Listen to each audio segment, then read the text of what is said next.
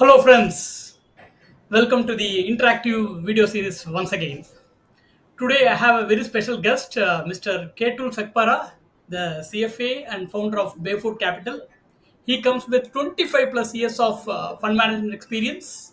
And prior to BayFort, he was head of equity research at Mahindra Manulife Mutual Fund. And prior to that, he was also with Franklin Templeton's Global Infrastructure Fund, based out of New York City, where he manages offshore funds and worked across the regions like European Union, South America, Australia, China, and others.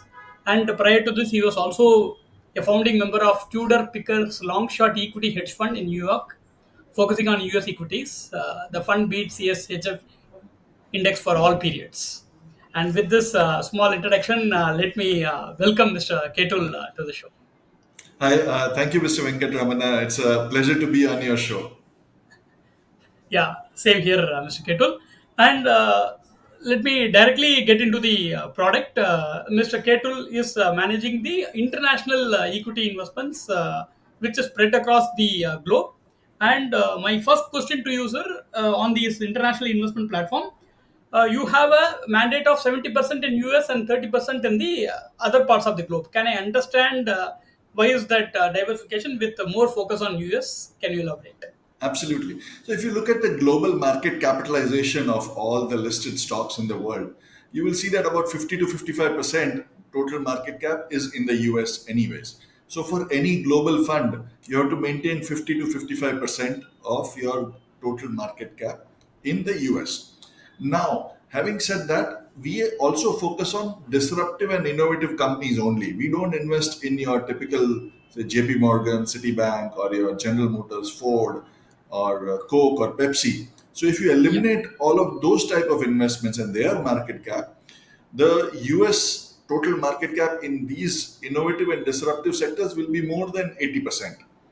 So, in the interest of diversification, we have to maintain about 70% at least in the US because of the higher concentration of these type of companies out in the US, and that's why we have 70% in US and 30% in all non-US companies. Wonderful, sir. Yeah, my follow-up question on this is, I would, I have gone through your portfolio and just wanted to understand some unique names like KLAC, C Limited. For the benefit of my audience, can you just throw insight on those portfolio companies and how it can add value in the portfolio? And how do you pick Yes. this? Yeah, Yes, absolutely. So KLSE is a semiconductor process equipment manufacturing and testing company. They are a market leader at that. So the reason for having that company in our portfolio is it's a part of the AI growth story, number one. And apart from AI, it is also a part of the growth story where every country wants to manufacture their own semiconductors. Till last year and for the last 10 years, Taiwan has been an 80% manufacturer of global all leader. Yeah. semiconductors produced globally. That's a big risk. It's like saying 80% of your crude oil comes from one country. That's a huge risk because everybody imports that. To eliminate that risk, and China has openly said that they want to take over the control of Taiwan. So it's a huge risk for all the countries if China does actually follow up on their promise and takes over Taiwan, which means there will be a problem to all the semiconductors that we need on a day-to-day basis. And so every country is trying to manufacture their own semiconductors, including India. So US has given a subsidy of about $50 billion in with the CHIPS Act. There was a CHIPS Act that was passed during the Biden administration, and that gives subsidies to the tune of $50 billion. There is a similar subsidy provided by the European Union in the $50 billion range also for local manufacturing. And obviously, you are very well aware about the attempts that are made by India as well as some of the Asian countries like Singapore, Japan, South Korea. They all want to manufacture locally. As soon as you want to start setting up a plant for manufacturing semiconductors, you need KLSE's process equipment as well as their testing software. So I think given that growth trajectory, which will go on for the next 4 to 5 years, we were very confident, and the valuation obviously when we entered 2 years back, 2.5 years back, was fairly reasonable. Now it has gone up slightly, but at the Yeah. same time, earnings have also grown. So we still do feel that that is a good stock, and that's why we have had it in our portfolio for a long time now. So KLSE, it's a very unique idea in this space, and it follows in the semiconductor manufacturing growth. Now, the second stock that we spoke about was C Limited. Feel. Uh, Yeah. yes, C Limited is a unique stock in that it to just to understand their business from an Indian context perspective. If you want to think about it in terms of what businesses it has, it's a combination of say Flipkart plus Paytm uh, plus you have Google Pay or even a Bajaj Finance. So you have credit, you have digital payments, and e-commerce. All of these three businesses are combined together in one company. So all three high growth areas, and especially if you combine them, then you make margin at every level. And I think that's the beauty of that business versus in some of the companies like digital payments, there is no margin in a lot of countries, and even in India these are operated on a free basis, versus in this company they make margin at every level. And so these are some it's a wonderful business, it's growing quite well, the management is good. We obviously went through the management quality checks, and it comes out as one of the best companies in our portfolio and our universe as well. Plus, it provides international diversification. It operates out of it operates out of Asia Pacific countries, which is primarily Indonesia, Malaysia, Vietnam, Thailand. That's the major business revenue source for this company. And then it has also expanded into Latin countries like Brazil, and now it is trying to get into Mexico, Argentina as well. So it's more of an emerging market company. It falls in the China plus one growth category also, because all these regions, Indonesia, Vietnam, Malaysia, Thailand, are the China plus one beneficiaries. And so it fits pretty well, and it was fairly valued. So I think you put all of things together, it shows off as a very good stock for long-term investments. So Yeah, yeah, it is indeed that's a pretty much it. very good value proposition. Correct. Exactly. And Caesar, and you have been there in the system for the last 4 years, the BayFort Capital, and I see that it has beaten the S&P 500 by a fair margin from inception till days, even on a 3 year. And of course, Nifty 50 it has beaten by even a bigger margin. I just wanted to understand about your investment process, and you also have a concentrated portfolio of stocks. So, how do you determine the percentage as well as the investment process, and how do you do the profit booking? Can you elaborate on that? Correct. So there were many questions over there. I'll try to remember each one of them and answer them separately. Yeah, But I if will I write do it, miss sir. them, please go Yeah, ahead and repeat them. yeah, I will repeat it. Uh, so the investment process, we start with looking at sectors primarily that are either under disruption or are creating new markets. So we invest only in two type of companies. The first type of companies are the ones that are disrupting existing industries, such as Tesla and BYD, for example. They are disrupting a 100-year-old automobile industry. So we are interested in these type of companies that are disrupting existing, changing existing industries.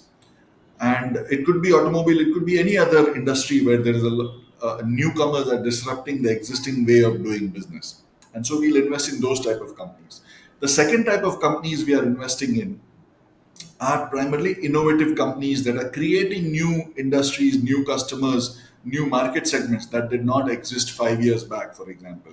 So, AI, robotics, drones, crypto are all very good examples where we see long term markets and customers being created. So, while you are in this journey of creating new markets and new businesses, if we can get in and invest in the potential leaders. Obviously, we don't know the leaders when we start, but if they are the leaders in the next 5 to 10 years, the returns that can be generated are phenomenal from these companies.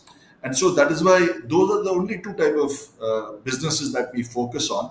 And that has been a very big reason why we have been able to generate and outperform our benchmarks as well as most of the indices around the world. And I think we will continue that focus because as opposed to some of the other segments and sectors which are more themes, and themes can go in and out, right? Today you have a theme X, tomorrow that theme may not be relevant, and then if you have invested in that theme, that portfolio is worthless. In our Correct. case, innovation and disruption has been a specific feature of mankind in general. We used to live in caves. Now we send people to the moon, right? Correct. So it's never going to go out of fashion. It is not a short-term theme, and that's why we feel that if you keep investing in these type of companies, there is a high probability that you will come out ahead of the rest of the markets. And on the portfolio concentration, sir, since you run a 22 stock portfolio, how do you put any specific limit on one particular sector like Yes, that? absolutely. Yes, yes. So we do put a specific sectoral limits as well as stock limits. As far as sectors are concerned, we generally don't go above 40% or so at the initiation in any particular sector. And that also has to be like a large sector. For example, automobile is so niche that we will never put 40% of the portfolio in automobile. But if it is a large sector such as technology, where technology is used across various industries, so it's not a single sector anymore. So there you can have a slightly higher concentration. So that's our sectoral limit. As far as stock limits are concerned, we go with at the initiation we will never start with more than 7 to 8% in of the portfolio in a particular stock. Now what happens is once we start at say 5% or 7% with a stock, a lot of times if the stock doubles in the next 1 year, then because of market movements it will become a large part of your portfolio, at which point in time we'll allow it to run to a certain extent. We may allow it to run up to 13%, up to 15%. But once it gets to 15%, we will start doing risk management, we'll start trimming it. And that's a very important part because anybody Yeah. can run a portfolio and but select a bunch of stocks. But where we come into place, we do institutional level risk management also in the portfolio. And so we'll start replacing it with similar stocks. If we do feel that it is going above 15%, we'll start replacing it, we'll start cutting it. And that has also helped us avoid a few large mistakes, which sometimes, you know, portfolios can do with over concentration in a few stocks. So, yeah, we do active risk management and trim positions as and when they become too large. We also focus on the overall volatility of the portfolio, overall beta of the portfolio. Because we do realize we are managing other people's money. It is to a quite an extent, it is HNIs and ultra HNIs, but volatility is a very important part of our return. So we try to reduce the volatility as much as we can. And our portfolio is designed in a way that highly volatile stocks will be a smaller part of the portfolio and low volatility stocks will be a larger part of the portfolio. So by definition, the entire portfolio volatility will remain low. Yes, sir. And you have a clear mandate on this. And 10 lakhs is the investment ticket size for the Indian investors. And for HNI, it is slightly higher. And you also have this taxation advantage for HNIs, for country people residing in Singapore, Dubai, and all. Could you please explain with an example so that, and also the overall taxation? Correct. So, as far as overall taxation is concerned, taxation, the beauty of investing in US markets, and we invest in global markets, but we invest through the US. So, even though we invest in, say, a Taiwanese company or a Japanese company, we are investing through ADRs in the listed in the Yeah. US stock market. So, our taxation and everything as far as domicile is concerned is in the US. Now, the beauty of US is that it does not charge taxes to foreign investors. So, anybody not living in the US, there is no TDS for capital gains. There is no filing to be done in the US at all. So, there are no taxes. Now, the benefit of that is that if you are not living in the US, and so there is no tax in the US, then if you are living in Middle Eastern countries like Dubai or Qatar or Bahrain, Kuwait, there is no capital gains in your home country as well. Similarly, with Singapore, Thailand, a lot of these countries, there is no capital gains in your home country. So your home country does not have any taxes. US does not have any taxes. So it's a totally tax-free investment. For residents in India, your home country is India. India does have taxes on capital gains for global investments, and that is 12.5% For LTCG 2 years. Yeah. after 2 years. Anything below 2 years goes into short-term capital gains, which is goes into a regular tax slab for Indian As per the residents. yeah, As per, yes. correct. So that's the tax regime, and that's why it's a beautiful way to Yeah. invest for people in Middle East, Singapore, Thailand, all these regions where they don't pay capital gains anywhere. Yeah. And there is a lot of noise on the Trump tariff and other things. And if you can demystify that, it will be highly helpful. And my second question on top of that is that the unique benefits of that OBBA Act signed Correct. by in the US Parliament. Yeah. Absolutely. So I think initially when the Trump tariffs were announced, that first week, 10 days was the time where the markets got really worried. And that was the first week of April, if you remember, the stocks and the market in the US tanked by anywhere from 8 to 10%. But later on, people started realizing that Trump is very market friendly. As soon as he sees that any particular tariff is impacting the stock markets negatively by a wide measure, small fluctuations he doesn't care, but by a wide margin, and the economy of the US it is impacting negatively. A lot of times he has given up his ego, which is very big thing for a U.S. president, right? To give up his ego and roll back the tariffs that he himself has proposed, and so that way he has been quite practical, and the markets understand that now. Whenever he announces a tariff, the markets are not too worried because they understand that if it starts getting to be a problem for the U.S. economy or the stock markets, President Trump is more than willing to roll back those tariffs. And that is why tariffs are not a big market concern anymore. So we are not too worried about that. And that benefit of that OBBA Act signed in that Yes. So US Parliament. what you're referring to is the One Big Beautiful Tax Act that Yeah. was Yeah. passed by President Trump earlier in the year. This tax act it cuts taxes for corporates. The way it cuts is if you had R&D expenses as a company in the previous regime before the OBBA was introduced, a company would be able to write off those R&D expenses over 5 years, some of the expenses over 7 to 10 years. So, on a tax basis, your income reduces only over a period of 5 to 7 years. What OBBA did was that it allows such expenses to be offset from taxable income in the very first year, which means whatever R&D spend or whatever capex you did over there could be offset in the very first year.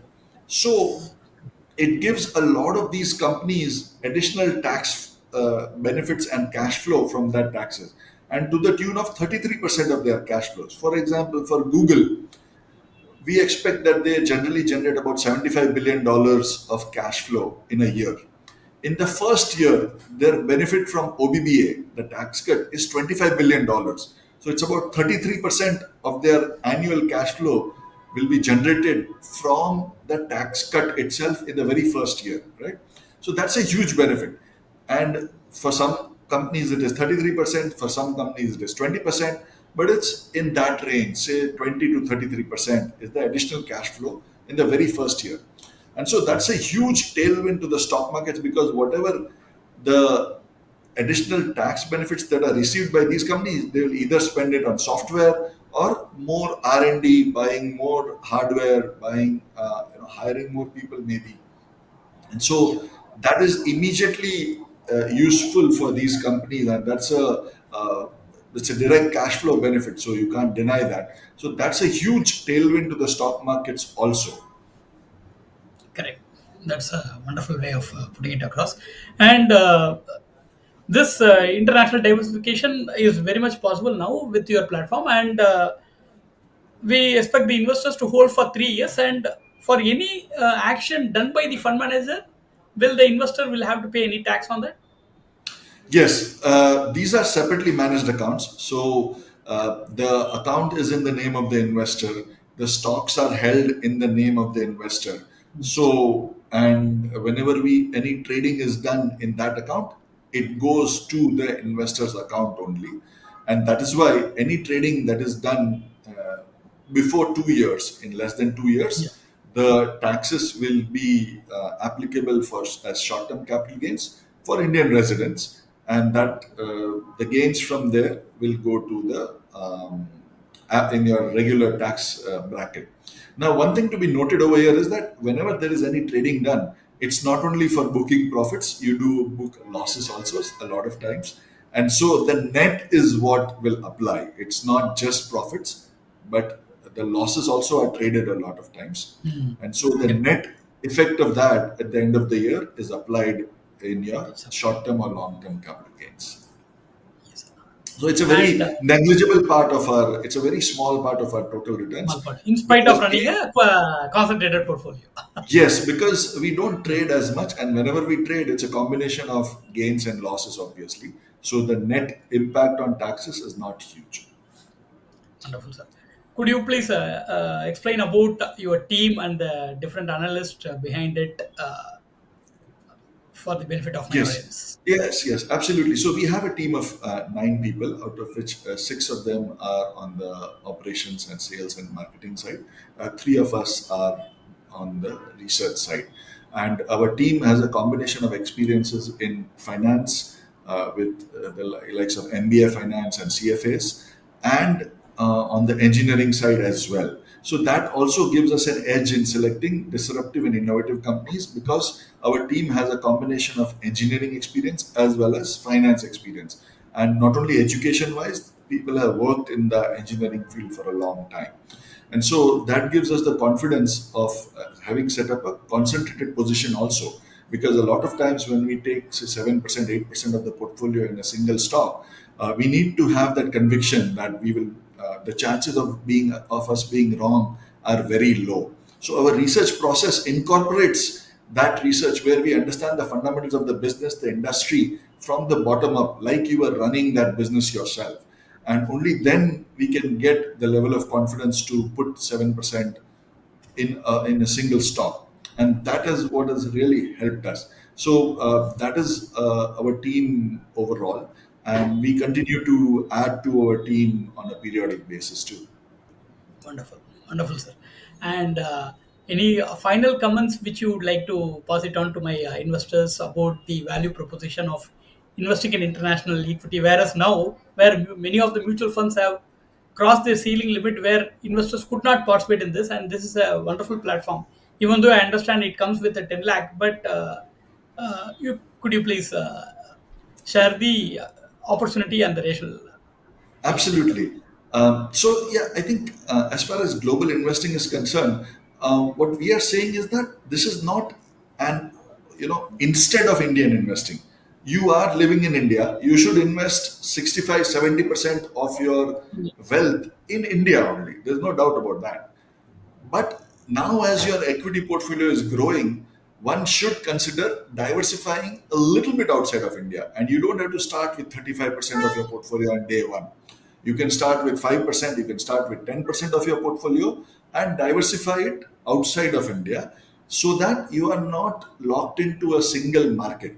I'll give a very good example. For example, China, since the year 2000, their GDP has grown at the rate of 13% compounded per year. So it's a miracle in the world in terms of economic growth. They have brought anywhere from High 400 to infrastructure. 500 million people from outside of poverty into middle class. So it's an economic miracle. So you would expect that their stock markets would have, done significantly better than that. But that is not the case. Their stock markets have done roughly 1 to 2% Yeah. per year on a compounded basis. So that, and we want to, we aspire to become the China of the world by promoting domestic manufacturing and all of that. So it goes to say that while we don't expect the same outcome for the Indian markets, but the future is uncertain. So if you have some part of your equity exposure outside of Indian markets, it helps periodically when the Indian markets are not doing well. And it also provides a sectoral diversification, like these sectors are not available in India. in And Indian market. so Indians have not been able to participate in the wealth creation in the internet revolution. Correct. Google, Facebook, these were trillions of dollars of wealth has been generated because of internet revolution. We have been the consumers of that technology. We have helped them create that wealth, but we never participated in that wealth creation. So that is another reason why, apart from diversification, people should invest in outside India to access such opportunities, which these companies, since they are not listed in India, we don't have access to those opportunities. Exactly. Very well put across this. Thank you very much for spending your valuable time and giving a lot of insights about your things. We look forward to meet you once again in the coming months. Thank you. Thank you. Thank you very much, Venkatramana. You have a nice day.